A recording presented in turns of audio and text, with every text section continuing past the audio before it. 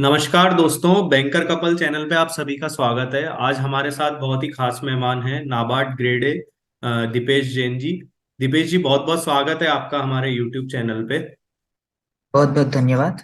और अ, अब हम स्टार्ट करते हैं जो हमारा मेन जो टॉपिक है नाबार्ड ग्रेड ए के बारे में। तो सबसे पहले मैं चाहूंगा कि आप थोड़ा सा अपने बारे में बता दें, आपका बैकग्राउंड, आप कहाँ से हैं और ग्रेजुएशन वगैरह में आपने क्या किया था। जी, मैं मंदसौर मध्य प्रदेश से हूँ। मैंने हम्म। अपना ग्रेजुएशन एग्रीकल्चरल इंजीनियरिंग में किया है जबलपुर से। उसके बाद मैंने masters farm machinery and power में आईआईटी हम्म। खड़गपुर से किया है। हम्म। उसके बाद मैं यूपीएससी की प्रिपरेशन कर रहा था पिछले 2 साल से। हम्म। और फिर प्रीलिम्स नहीं हुआ मेरा, तो फिर हम्म। मैंने नाबार्ड के लिए अप्रोच किया और उसके बाद हम्म। कंप्लीट हम्म। हुआ। तो आपने नाबार्ड के अलावा और भी कोई बैंकिंग के पेपर दिए थे या पहला ही पेपर नाबार्ड का था आपका? फिर नाबार्ड का ही पहला एक आईबीपीएस एसओ का दिया था, बट मेंस क्लियर नहीं हुआ। और हम्म। नाबार्ड का मैंने पूरा फोकस्ड नाबार्ड का दिया था। हम्म। दीपेश जी, आप थोड़ा ये बता सकते हैं कि नाबार्ड के अंदर क्या थोड़ा एग्जाम पैटर्न रहता है इनका? प्री जी और मेंस कैसे होता है और प्री में क्या क्या सब्जेक्ट होते हैं? क्योंकि मैं जब देख रहा था तो शायद 8-9 सब्जेक्ट आते हैं प्री के अंदर इसमें। जी तो जी थोड़ी आप अपनी स्ट्रेटेजी, पहले प्री के बारे में अपन बात करते हैं कि आपने प्री कैसे क्लियर किया और तैयारी आपने कहाँ से करी। जी। Phase one, phase two, phase three, तीन फेजेस होते हैं। फेज हम्म। वन में 8 सब्जेक्ट होते हैं। तो हम्म। फेज वन में मैनेजमेंट ज्यादा इंपॉर्टेंट है कि 8 सब्जेक्ट को कैसे मैनेज किया जाए एग्जाम हॉल में, क्योंकि हम्म। अ, सबका सेक्शनल कट ऑफ होता है 8 सब्जेक्ट्स। हम्म। हम्म। और 3 सब्जेक्ट जो होते हैं उससे मेरिट मेरिट बनता है, बाकी 5 सब्जेक्ट क्वालिफाइंग नेचर के होते हैं। तो हम्म। जो मेरिट सेक्शन है उस पर ज्यादा फोकस करना होता है। तो हम्म। मैंने तीनों ARD, ESI और GA, ये तीनों हम्म। का प्रिपरेशन किया। हम्म। तो ARD मेरा एग्रीकल्चर इंजीनियरिंग बैकग्राउंड है, तो मुझे उसमें ज्यादा प्रॉब्लम नहीं हुआ। मैंने hmm. Current let's crack it एक यूट्यूब चैनल है, उससे वहां से कंप्लीट किया हम्म। Current affairs. ESI मैंने विजन आईएएस का, यूपीएससी का प्रिपरेशन कर रहा था मैं पहले। तो विजन हम्म। आईएएस की जो मैंने नोट्स बनाए हुए थे। और हम्म। विजन आईएएस के जो स्कीम्स वाला PT 365 का था, उसमें हम्म। से मैंने स्कीम्स पढ़ी जो इम्पोर्टेंट है नाबार्ड के लिए। हम्म। उनको मार्क किया और उन्हें रिवाइज किया बार बार। ये ऐसा हम्म। ही ऐसा किया। और जीए तो मैं रेगुलर न्यूज़पेपर पढ़ रहा था, तो उससे जीए कवर हो गया। उसके बाद कुछ कंपाइलेशंस थे यूट्यूब पे, उससे ही रिवाइज किया। और हम्म। जीए, ESI, ARD यहाँ से कंप्लीट कर लिया। और हम्म। जो क्वालिफाइंग थे उसमें एप्टीट्यूड, रीजनिंग, इंग्लिश, ये तीन हम्म। सब्जेक्ट्स मेरे मुझे पता था कि ये मुझसे हो जाएंगे। मैंने क्वेश्चंस देखे प्रीवियस ईयर के, और कट ऑफ देखा, कट ऑफ काफी कम रहता है। तो हम्म। मैंने उसके हिसाब से उनको ज्यादा ध्यान नहीं दिया, बस पुराने क्वेश्चंस किए। उसके हम्म। बाद दो, कंप्यूटर नॉलेज और डिसीजन मेकिंग। तो हम्म। डिसीजन मेकिंग थोड़ा सा चैलेंजिंग होता है, क्योंकि उसमें पता नहीं चलता कौन सा क्वेश्चन कैसे आएगा। और हम्म। लास्ट ईयर काफी सारे स्टूडेंट उसकी वजह से रह गए। तो ओके। उसके लिए मैंने थोड़े जो कोचिंग इंस्टीट्यूट्स है हम्म। वहाँ से थोड़ा बहुत इंफॉर्मेशन निकाला। और डिसीजन मेकिंग के कौन से क्वेश्चंस आते हैं उन सबको देखा। और मुझे ये लगा डिसीजन मेकिंग में थोड़ा टाइम ज्यादा दें, तो जो क्वेश्चन है उसको पढ़कर अच्छे से एलिमिनेशन से किया जा सकते हैं क्वेश्चंस। हम्म। तो मैंने डिसीजन मेकिंग के लिए लाइक 10-15 मिनट्स उसके लिए स्पेशली रखे। उसकी क्वेश्चन सिर्फ 10 आते हैं, फिर भी मैंने उसका टाइम थोड़ा ज्यादा रखा। हम्म। और कंप्यूटर नॉलेज में मैंने थोड़े शॉर्ट हैंड्स पढ़े। जो शॉर्ट हैंड्स, एक क्वेश्चन आता है उसका, तो शॉर्ट हैंड्स पढ़े। और MS एक्सेल के बारे में पढ़ा। तो वहां से फेज वन का पूरा इस तरीके से किया। और मैं प्रिपेयर करके गया था कि 45 से 50 मिनट में मुझे मेरिट सेक्शन कंप्लीट करना है। तो हम्म। उसे उसी टाइम लिमिट में मैंने कंप्लीट किया, ताकि मैं अपना जो क्वालिफाइंग सब्जेक्ट्स है उसमें प्रॉपर टाइम दे सकूं। और क्वेश्चंस भी मैं डिसाइड करके गया था कि क्वालिफाइंग नेचर में कितना किया जाए लास्ट ईयर के कट ऑफ के बेसिस पे। तो क्वालिफाई हो जाए, उसके आगे के क्वेश्चंस रीड करके टाइम वेस्ट ना हो। हम्म। तो ऐसे फेज वन। हम्म। उसके बाद फेज टू की बात करें तो एग्रीकल्चरल इंजीनियरिंग से मैंने अपना स्पेशलाइजेशन से ही भरा था एग्जाम फॉर्म। तो हम्म। मेरा एक सब्जेक्ट एग्रीकल्चरल इंजीनियरिंग और एक इंग्लिश, दो पेपर की तैयारी करना था फेज टू में। हम्म। तो एग्रीकल्चरल इंजीनियरिंग मैंने जुलाई से ही स्टार्ट कर दिया था पढ़ना। और हम्म। फेज वन के 10 डेज पहले तक मैं पढ़ रहा था अच्छे से। और फिर हम्म। फेज वन देने के बाद एग्रीकल्चरल इंजीनियरिंग कंटिन्यू किया। हम्म, उसके बाद रिजल्ट आने के बाद मैंने हम्म, क्लैरिटी फॉर श्योर का इंग्लिश का कोर्स लिया।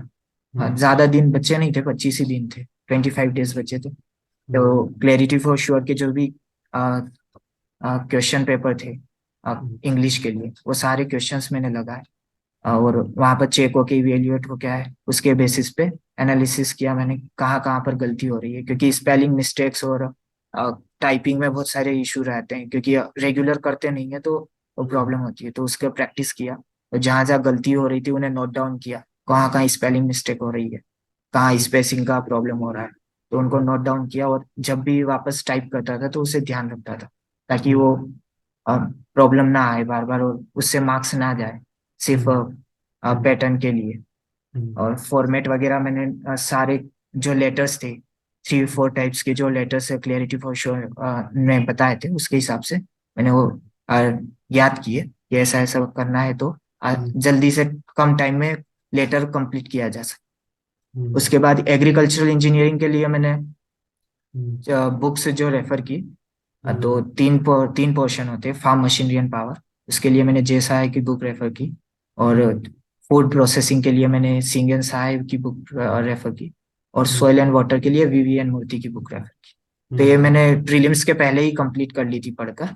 और हम्म, ओटी ऑब्जेक्टिव टाइप्स के लिए मैंने 2 बुक्स रेफर की थी। एक निखाड़े की बुक आती है उसे, और एक पीतम चंद्रा की बुक आती है। ये हम्म, सारी पांचों बुक्स मैंने प्रीलिम्स के पहले एक बार पढ़ ली थी। और हम्म, फिर प्रीलिम्स खत्म होने के बाद रिजल्ट तक वापस से जो थ्योरी वाला पोर्शन था उसे पढ़ा अच्छे से। और जैसे ही रिजल्ट आया उसके बाद मैंने क्वेश्चंस टाइप करना स्टार्ट किया, हम्म, ताकि मेरी टाइपिंग स्पीड बढ़ जाए, क्योंकि वर्ड लिमिट काफी ज्यादा रहती है जो सब्जेक्ट टेक्निकल सब्जेक्ट्स रहते हैं। Hmm, 600 words for 15 marks and four hmm, hundred words for ten ten hmm, marks hmm, तो उसके लिए सारे क्वेश्चंस मैंने लिखे, और वो वैसे ही नोट्स बनते गए उन्हीं के, हम्म, रिवाइज करने के लिए इजी रहे, ताकि उसी वर्ड लिमिट को मैं बार बार रिवाइज करूँ। और लास्ट के 5 डेज में मैंने वो जो क्वेश्चन बनाए थे, जो पोटेंशियल क्वेश्चन मतलब एक्सपेक्टेड क्वेश्चंस, मैंने अपने लास्ट ईयर के फ्रेंड से पूछा था जो सिलेक्ट हुए कि कौन कौन से क्वेश्चन आए थे। उस बेसिस पे मैंने क्वेश्चंस खुद ही बनाए और उन्हीं के आंसर्स बनाकर सेव कर दिए। और इस ऐसे मैंने फेज 2 का प्रिपरेशन किया। हम्म, ठीक, उसके बाद लास्ट फेज 3 इंटरव्यू के लिए। हम्म, इंटरव्यू के लिए मैंने रिजल्ट आने तक तो ऐसे कोई खास तैयारी की नहीं थी इंटरव्यू की। हम्म, रिजल्ट आने के बाद मैंने जो नाबार्ड की वेबसाइट होती है उसे बहुत अच्छे से पढ़ा, एक एक डिटेल में पढ़ा। और उसे बार बार विजिट किया, जो सेक्शंस एग्रीकल्चरल इंजीनियरिंग से रिलेट करते हैं उन्हें अच्छे से पढ़ा। और नाबार्ड की जो एनुअल रिपोर्ट थी उसे डिटेल में पढ़ा, उसके नोट्स बनाए, जो फैक्ट्स एग्रीकल्चर इंजीनियरिंग से रिलेटेड है और फार्म मशीनरी से जो मेरा मास्टर्स में था, तो हम्म, उससे क्वेश्चन ज्यादा पूछे जाने की संभावना थी। हम्म, और एग्रीकल्चर इंजीनियरिंग में जो न्यू टेक्नोलॉजीज है जो करंट में है, या न्यू टेक्नोलॉजीज हैं या फ्यूचर टेक्नोलॉजीज आ सकती है जिसे हम्म, हम एग्रीकल्चर में इम्प्लीमेंट कर सकते हैं, उन सब के बारे में मैंने आंसर्स बनाए और हम्म, ऐसे इंटरव्यू का कंप्लीट किया। हम्म। ठीक है सर। इसके अंदर जैसे जो आपका डिस्क्रिप्टिव आता है फेज 2 में, जी सर, जी ठीक सर, है, तो जी डिस्क्रिप्टिव सर। में आप कुछ बता सकते हैं कि जो जिन सब्जेक्ट के डिस्क्रिप्टिव क्वेश्चंस आते हैं तो आपके टाइम पे किस तरीके के क्वेश्चंस आए थे? जी, डिस्क्रिप्टिव में सर टेक्निकल में क्वेश्चंस जो रहते हैं वो लास्ट ईयर सॉइल वाटर से ज्यादा आए थे। इस हम्म, बार फार्म मशीनरी और फूड प्रोसेसिंग से ज्यादा आए थे। तो हम्म, क्वेश्चंस जो रहते हैं वो बहुत ज्यादा डेप्थ में नहीं पूछे जाते, जो हम्म, जनरल आइडिया रहता है, जो सब्जेक्ट के मेन क्वेश्चंस रहते हैं, मेन टॉपिक रहते हैं, वही पूछते हैं। बस हमें पॉइंट्स पहले से अगर याद करके जाते हैं अपन एक पैटर्न में और हम्म, एक फॉर्मेट में याद करके जाते हैं, तो उस हम्म, टाइम लिमिट में अच्छे से प्रेजेंट कर सकते हैं। तो हम्म, वो जो क्वेश्चंस है वो बहुत ज्यादा डेप्थ में पढ़ने की जरूरत नहीं रहती है, बहुत ज्यादा डेटा याद करने की जरूरत नहीं। और हम्म, ऑब्जेक्टिव में भी ऐसा ही रहता है, जो हम्म, टेक्निकल का रहता है उसमें वो डेटा बहुत ज्यादा नहीं पूछते हैं। उसमें हम्म, पूरा वो पैराग्राफ देते हैं, उसमें फिल इन द ब्लैंक्स रहता है। तो हम्म, अगर आपने थ्योरी भी बहुत अच्छे से की है तो ऑब्जेक्टिव्स भी बन जाते हैं उसी के साथ। हम्म, हम्म, जी आपने प्री के बारे में बताया था कि आप 50 मिनट के अंदर अंदर कोशिश करते थे उसका कंप्लीट करने की। तो उसकी जी सर। प्रैक्टिस का आप क्या बताएंगे कि एक्यूरेसी भी और स्पीड भी बच्चों की कैसे बढ़े, मतलब आपकी क्या प्लानिंग रहती थी? जी सर, क्वेश्चन जैसे आता है, कुछ कुछ क्वेश्चंस रहते हैं उसमें बहुत बड़ा वो क्वेश्चन बनाते हैं, लेकिन हम्म, अगर फर्स्ट लाइन पढ़ते हैं और हमें आइडिया लग जाता है फर्स्ट सेकेंड लाइन में कि इसका हम्म, आंसर क्या होने वाला है। हम्म, जैसे एआरडी में वो बहुत स्प्रिंकलर इरिगेशन पे क्वेश्चन आया था, तो उन्होंने हम्म, 5 लाइन का क्वेश्चन बनाया था, जबकि हम्म, उसमें फर्स्ट लाइन में ही पता चल रहा था कि आंसर स्प्रिंकलर, तो वो ओके। टाइम बचाया जा सकता है। वैसा वैसा ही ईएसआई में स्कीम्स के लिए होता है, वो हम्म, स्कीम की बहुत ज्यादा डिटेलिंग देते हैं। हम्म, तो हमें अगर हमने अच्छे से पढ़ी है स्कीम तो हमें फर्स्ट सेकेंड लाइन में पता चल जाती है, तो हमें वहीं पर एलिमिनेट करके वो जो क्वेश्चन करेक्ट है उसे लगा के आगे बढ़ना चाहिए, तो हम्म, उससे जल्दी जल्दी हो सकती है हम्म। चीज। और जी इसके सर। अलावा जैसे इंटरव्यू के बारे में आप बता सकते हैं कि इंटरव्यू का एक्सपीरियंस आपका कैसा रहा था और क्वेश्चंस किस तरीके के उन्होंने पूछे थे। जी सही, इंटरव्यू में फर्स्ट में इंट्रो हुआ। हम्म, तो उसके बाद मैंने अपना एमटेक का प्रोजेक्ट बताया, तो एमटेक के प्रोजेक्ट पे डिटेल में उन्होंने थोड़ा पूछा, तो वो हम्म, न्यू टेक्नोलॉजी पे बेस्ड था। तो हम्म, उन्होंने फ्यूचर टेक्नोलॉजीज के बारे में सारा पूछा मुझसे, एआई के बारे में, मशीन लर्निंग के बारे में, इंटरनेट ऑफ थिंग्स के बारे में, एग्रीकल्चर में कैसे यूज कर सकते हैं उसके हम्म, बारे में पूछा। हम्म, उसके बाद जो नाबार्ड में एग्रीकल्चर इंजीनियरिंग की जो फील्ड है, वाटरशेड डेवलपमेंट और फार्म मशीनरी के लिए अवेयरनेस क्रिएट करना, तो उसके बारे में उन्होंने यही पूछा कि अगर नाबार्ड में हम आपको रिक्रूट करते हैं तो आप हम्म, कौन सी फील्ड में काम करेंगे, यहाँ के कौन से डिपार्टमेंट में काम करेंगे, और हम्म, आप क्या अपनी तरफ से कंट्रीब्यूट करेंगे, वो हम्म, पूछा। और टेक्निकल क्वेश्चंस काफी सारे थे कि वाटरशेड डेवलप कैसे करेंगे, आपको अगर वाटरशेड डेवलपमेंट दिया जाएगा तो हम्म, आप नई चीजें क्या ला सकते हैं हम्म, फार्म मशीनरी में। और एफपीओ से रिलेटेड पूछा था, फार्मर प्रोड्यूसर ऑर्गेनाइजेशन से रिलेटेड 3 4 क्वेश्चन वहां से थे। हम्म, जी सर। और लास्ट में उन्होंने अपनी तरफ से कुछ ऐड करने को बोला था कि आप अपनी तरफ से क्या ऐड करना चाहेगा कि नाबार्ड किस फील्ड में कुछ करे। तो हम्म, मैंने फार्म मशीनरी की जो छोटी छोटी हम्म, टेक्नोलॉजीज है उसके बारे में सजेस्ट किया था कि उन्हें प्रमोट करे नाबार्ड तो बेहतर। हम्म, जी सर, और ओवरऑल अच्छा था। जी हम्म। सर। जी सर। इसके अलावा जैसे आपका जब आप प्रिपरेशन करते थे एग्जाम के पहले जी तो सर। उस वक्त जी डेली सर। रूटीन आप बता सकते हैं कुछ आपका किस तरीके का रहता था। जी सर, मैंने जैसे मेंस के लिए जो प्रिपेयर कर रहा था मैं प्रीलिम्स और हम्म, मेंस के बीच में, हम्म, तो मैं 4 आवर्स अपने एग्री इंजीनियरिंग को दे रहा था और हम्म, 2 आवर्स इंग्लिश के लिए। हम्म, 6 आवर्स ये था पढ़ने का।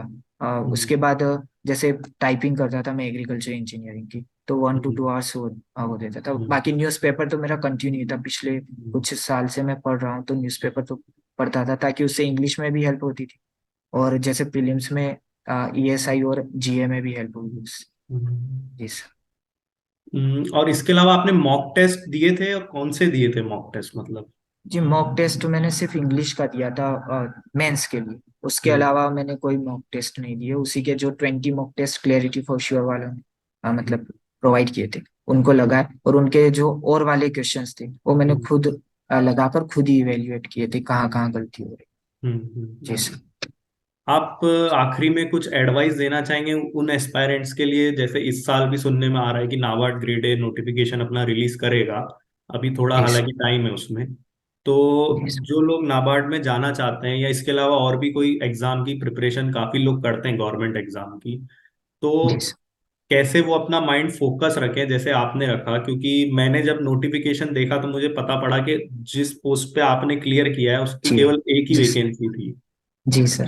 तो जी वो क्या चीज थी जो आपको इतना कॉन्फिडेंस दे रही थी कि मैं एक पोस्ट होने के बाद भी आपने उस एग्जाम को क्लियर कर दिया देते देते। जी सर। जी सर, पहले तो मैं फर्स्ट में फॉर्म फिल करते हुए थोड़ा सा डाउट में था कि मैं जर्नलिस्ट से भरूँ या एग्री इंजीनियरिंग से, क्योंकि हम्म, एग्री इंजीनियरिंग मेरा बैकग्राउंड था और हम्म, मैंने यूपीएससी का प्रिपरेशन किया था, तो मुझे लग रहा था जर्नलिस्ट भी से भी भर सकता हूँ, मैं कर पाऊंगा। बट हम्म, फिर मैंने देखा कि प्रपोर्शन सेम है, एक सीट पे जितने कैंडिडेट जर्नलिस्ट में फाइट करेंगे पर सीट पे एग्री इंजीनियरिंग में भी फाइट करेंगे।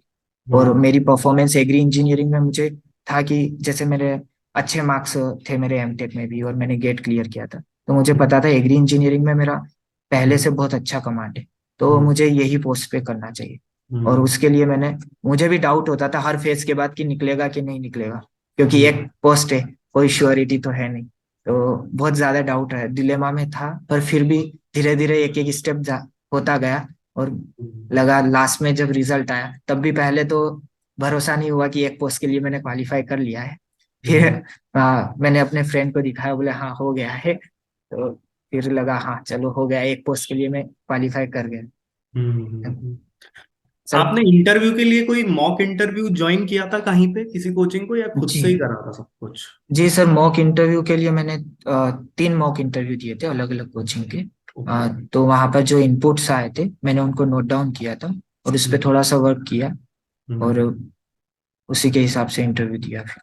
हम्म। यस। तो आपका बहुत बहुत धन्यवाद दीपेश जी, आप हमारे चैनल पे आए। और हम उम्मीद करते हैं कि आप आगे भी अपने करियर में ऊंचाइयां ग्रहण करें और आगे जाएं बहुत। क्या आगे और भी कुछ मतलब प्लानिंग है करने की, या आप केवल यहीं रुकना है? ये अभी सर कुछ सोचा नहीं है अभी। अब हम्म। मोमेंट को एंजॉय कर रहे हैं, उसके बाद आगे देखेंगे कैसा क्या है। बहुत बहुत जी। धन्यवाद दीपेश जी। आपको भी बहुत बहुत धन्यवाद सर, हमें इनवाइट करने के लिए आपके चैनल पे। Thank you. Thank you. Thank you sir. Thank you.